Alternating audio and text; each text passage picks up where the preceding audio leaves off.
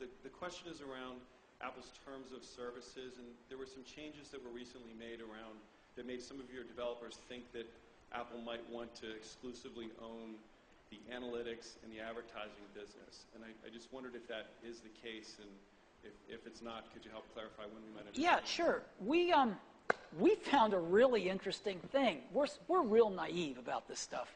So one day we read in the paper that a company called Flurry Analytics has detected that we have some new iPhone and other tablet devices that we're using on our campus. We thought, what the hell? And the way that they detected this was they're getting developers to put their software in their apps, and their software is sending out information about the device and about its geolocation and other things back to Flurry.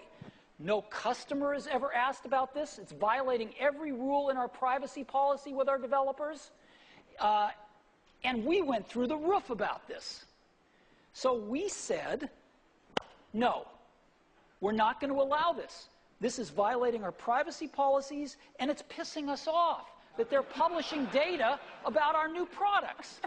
So we said that we're only going to allow these analytics that don't give device information and that are solely for the purposes of advertising. Solely for the purposes of advertising. In other words, if a developer needs to put some analytics in their app that sends some information out to an advertiser so that they can make some money, because we're not going to be the only advertiser. There's others, and we're not banning other advertisers from our platforms. They can do that. But they can't send data out to an analytics firm who's going to sell it to make money and publish it to tell everybody that we have devices in our campus that we don't want people to know about. That we don't need to do. Okay. Is that clear? It is, but there's a valid use for an app developer wanting to know those things for their own, to make their own app better, to know where people use it, to know where it breaks. You know, that they may not have.